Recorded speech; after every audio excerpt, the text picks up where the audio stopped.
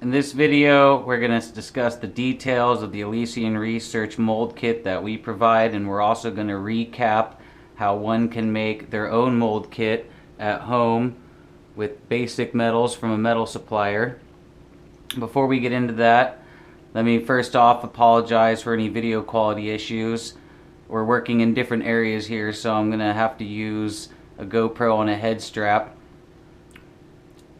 So why don't we first get into recap really quick how we've showed people before how they can make their own mold kit. This is all cold rolled mild steel. The walls are 1/2 inch thick by 1.5 inch. The plates are 1 inch thick. These were configured for our press, which is a 5x5 for a 6x6 platens. You can make whatever size you want. Just make sure that the metal supplier has pretty good tolerances on their cuts, and then you're gonna have to definitely do a lot of cleanup with grease and probably some filing on the edges. C-clamps hold it together. You can format whatever size you'd like. Obviously the walls go up onto the bottom block and this press block goes inside, so you want this bottom block to be the size of the external diameters of the walls, and then this obviously fits to go inside, and you can adjust it slightly.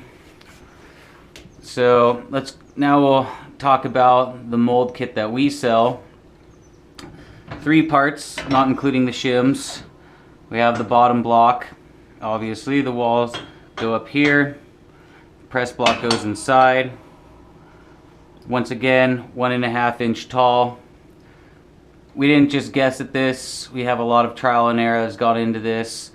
Too tall, and it makes it kind of a pain in the ass if you do smaller presses. You put the block in here, and if there's dry sift or keef in there, it can poof out the sides, and it's hard to get your fingers in there and gently drop it in. So with this size, you can stuff 200 grams of keef or any kind of hash in there, and you can definitely stuff 75 grams of flowers in there. Although we definitely recommend sticking with around 50 grams of flowers. That's where we notice a better return rate and quality, which on this 5x5, that's 25 square inches. 50 grams is 2 grams per square inch, so you can calculate that math at home with whatever size you're using. And 75 grams would obviously be 3 grams per inch. We definitely recommend experimenting. These are just our observations and recommendations. And in case you don't want to make one and you need a smaller one, there are definitely companies now that are making all different sizes. A long time ago, everyone thought we were crazy for doing this, but this technique is catching on in popularity, and more people are realizing the value of it. So if you look around, you can definitely find other companies that make different sizes. If you don't want to make one yourself and deal with all the effort, just give a good search on Instagram or Facebook or whatever have you. I'm sure you can find someone that'll help you out. So we'll start off by getting into the details here. You'll first notice that these Allen head bolts, they're counterbored where they sit. So when you loosen these up, you can get a little bit of play, and you can adjust things how you want them. You want a little tighter, a little looser. You also notice that for the most part, the press block is slightly larger or smaller on one axis than the other. So you can play around with that, see how you like it. It's a very small micro amount, but you can try that and see how it goes. Personally, how I like to have it is just to where when I drop this in here, I just let go and it slowly falls down as the air is displaced. So nice and tight, but we definitely have a little wiggle room. And the PTFE shims, I have them under a weight here to keep them nice and flat. I've been using these same 2 shims for almost a year now. If you keep them clean and respect them, they'll last a long time. We're going to do some demonstrations here in a minute, so we'll get a little more into that. This is going to be a very long and dry video, so stick with us and we'll get into some demos. Anyhow, one would go in the bottom, then your material, the next one on top. Sometimes the PTFE will get a little wonky as it sits over time. It's no big deal. Just you can bend them back into shape. Just get them nice and flat. If it's going to be a long-term sort of thing, you can just keep them stored underneath a weight, how I had them over here. That keeps them from getting wonky. My preferred choices of cleaning agents, anything that's going to touch the material itself, I like to use the 95% Everclear, which is ethanol, mainly because that extra 5% is supposedly just water.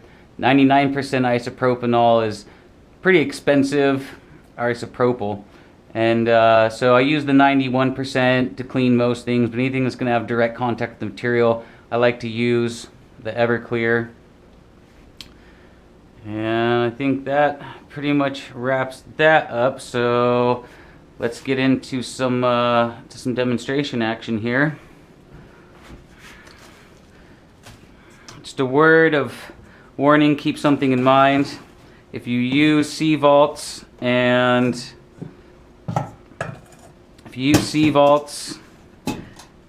Bovita packs for rehydration, myself and other people have noticed that sometimes they seem to perhaps rob the terpene content.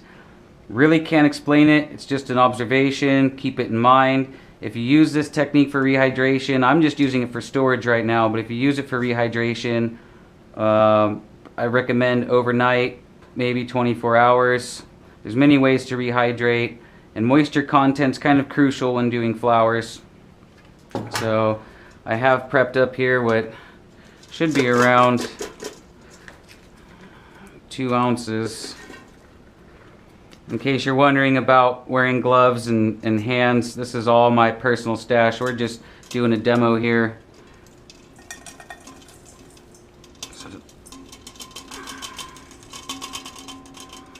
So let's see, we have 58 grams there.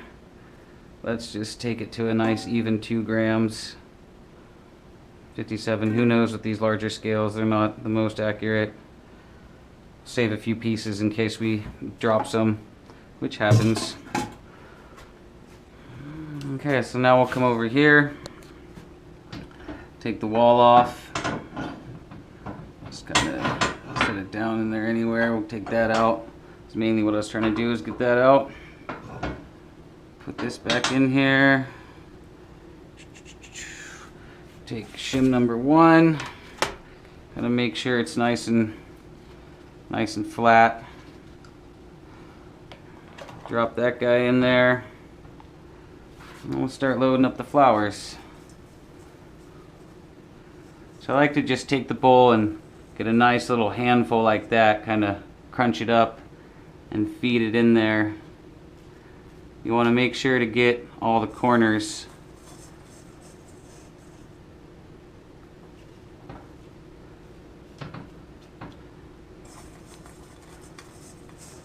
Once again, I know this is going to be a little dry and slow and boring, but the whole point is we're going to make 3 videos in 3 different stages with the same material from start to finish, just so everyone can get a good idea of exactly how we like to do things.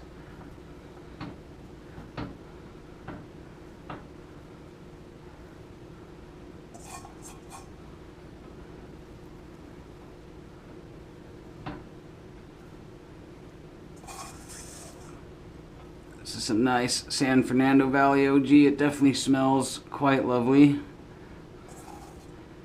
I did just drop a piece or 2, so we'll just come back and claim those few little pieces. Now the main benefit of the pre-press is to get a nice even form. So it's good to load this stuff up here and keep it nice and even. So pay attention to the corners. Make sure the corners are all nice and put in there. And I just kind of use my fingertips and go around and press down, and you can kind of feel where the highs and lows are. So you can take material from the highs, put them over to the lows. The whole idea is a nice even consistency throughout the whole little puck, brick, whatever you want to call it that we're about to make.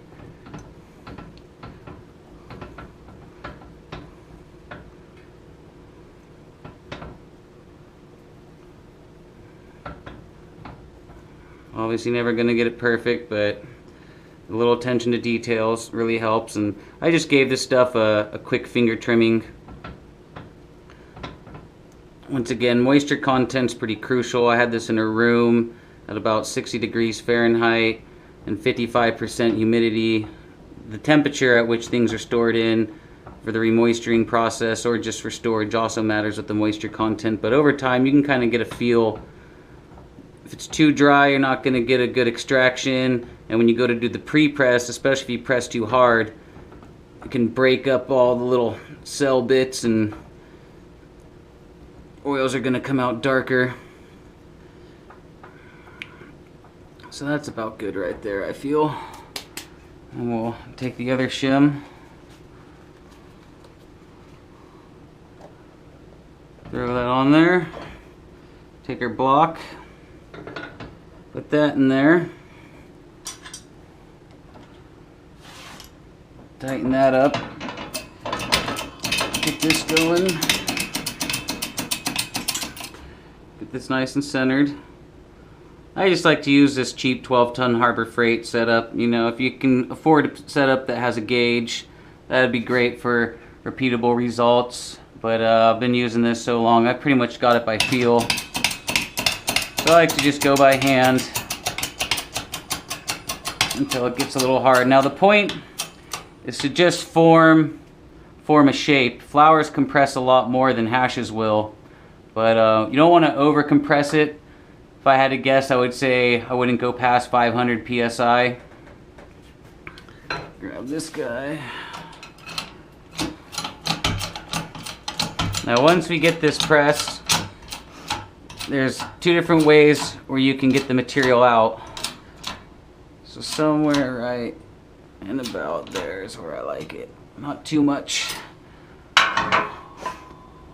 So the first way, you can bring this up and you can put two little shims, 1/2 inch, 1 inch shims underneath the walls, between the walls and the bottom plate to create a gap. And then you just keep pressing and pressing it through. I personally don't like that technique because sometimes, especially with hashes, the brick can fall out and then the block falls behind it, snaps off a corner or something like that. So what I do is just like to release the pressure and bring it back down a little bit. And this is why we've put these edges on here, especially for hashes. It can really help. You bring it back down. Wouldn't have to normally do this for flowers, but if it's really sticky hash, you can give the corners a little tap and break the sides loose. But typically like I like to do is just go corner to corner and give it a little wiggle. Corner to corner, give it a little wiggle, and it comes right up. And I turn that guy sideways like that, so it sits. And then we release it. Sometimes you just need a little help. We take that out, set that back down there. We have one lovely little pre-press, nice and even. I really enjoy when I peel these back to smell it afterwards. Oh, indeed, sir, indeed. Alright, so what I usually like to do, we're not going to do this right now, but what I usually like to do is I take this and I immediately wrap the paper filter around it and then stack it with others under a weight. Maybe no more than 5, because what happens is they start to expand over time. I'm not going to do that right now because we're going to move along with the demo. So what I'm going to do is I'm just going to come over, take a filter. This is my clean folding area. So that's already been nice and sterilized and clean. I'm just going to put that filter on top with the brick there and hold it down to minimize the expansion while we continue on. So you end up with some sticky little flowery bits on here. I'm not going to take the time. If you're pressing flowers, I would just go for it again. Once again, this is all going to be for personal stash, so for the sake of the video, I'm just going to hurry this along. I'm not going to clean those out to now show how we press the hashes.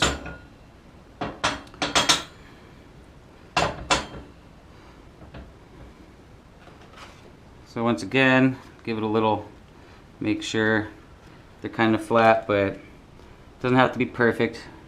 Don't freak out on that. And what we have here is some B grade of some fresh frozen wash. There's about 130 grams in there, so This isn't going to be a glorious press. We're not looking for hash porn. We're just trying to do a very detailed, slow, dry boring demonstration. And just keep it instructional here. It's not full melt, but it's definitely half melt. And since it's already in a bag, I'm just going to pour it in. But if you have it in a bowl, you can use a spoon. You can use whatever you'd like. The main object of this game is to just get it in there. This is actually pretty old material. Been storing it in the freezer. I don't know how these presses are going to come out later when we do the other videos, but some personal stash I've been holding on to. Alright, so once again, we want to just make sure things are even when you have hashes. It's nice to make sure there's no clumps. Take this little playing card. So once again, we're just looking for a nice and even load. Get it to the back. I know you probably can't see too much detail in the video, but I'm sure you get the idea and concept involved here. It's all about having a nice, even form.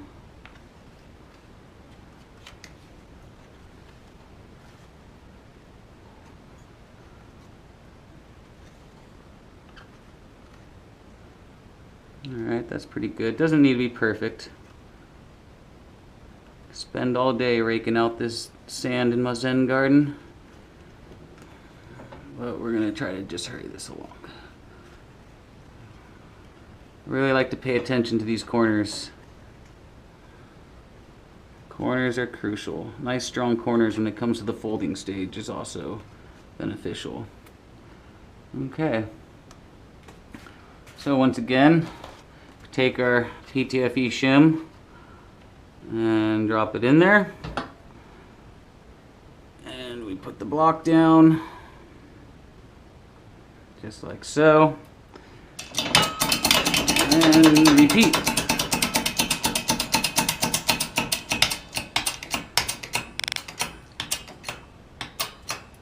So once again, we're just looking to make a nice even form.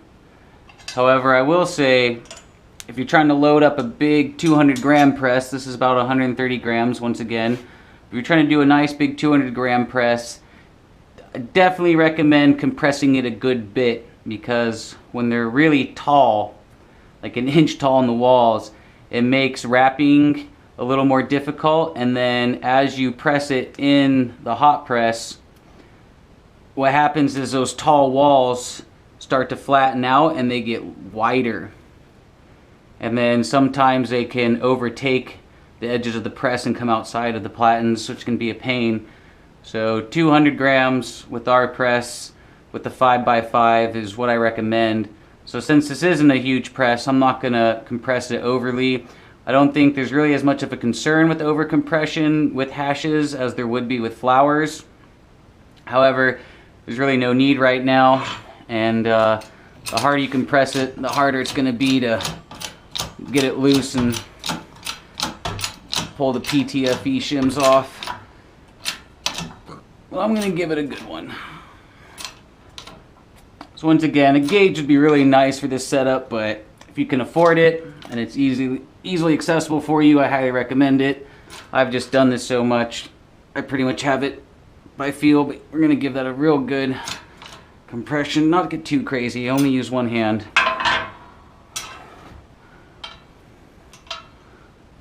Release it, come back down, just very gentle just to hold it. So once again, talking about these overlapped edges,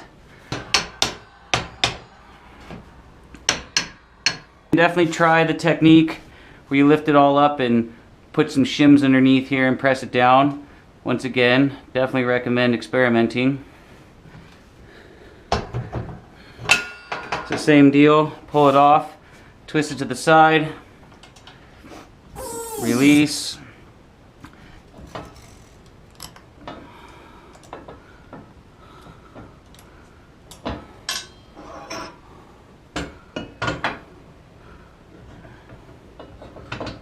Oh yeah, that's some sticky mouthy goodness. Now, typically with some nice melts like this, I would drop it in the freezer for a quick second. Let's see what happens. Oh, it came off pretty clean. Definitely see it got a lot darker there pressing it. Smells so good. Now the hashes, definitely see how shiny that is. It's gonna be good. So the hashes don't really have as big of an issue with uncompressing and expanding. So wouldn't worry about that too much. But there we have it. Well, since I went back and edited out the part where I was scrambling around looking for my little tool to bang on the mold, I figured I'd just come back and show everyone what I most likely should have done. I completely underestimated the melt and stick of that material. For flowers, pretty much how I did it is how I always do it, and especially for the no melt keef, it works just fine. Especially with really large bricks of no melt keef, I don't like to do what I'm doing now because there's a lot of space in here at the gap, and sometimes the brick falls out and the press block falls on top of it, breaks off a corner. But with melted material, it's going to stay all nice and together. So anyways, I just have some little pieces of metal here bridging the gap, making a gap here. So you just release the press, put some kind of shim under here. You could use a stack of coins in the corners, whatever. Just make sure your shims aren't going to be underneath the material when it falls out. And then all we do from there is use this to press it out. So instead of banging and lifting, you just go like this. And it just pushes the material right on out.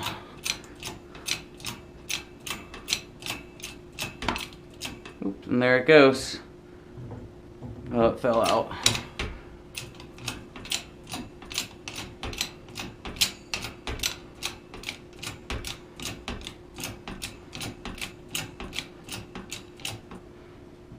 Yeah, it doesn't look like the block's gonna want to fall out, but there it is.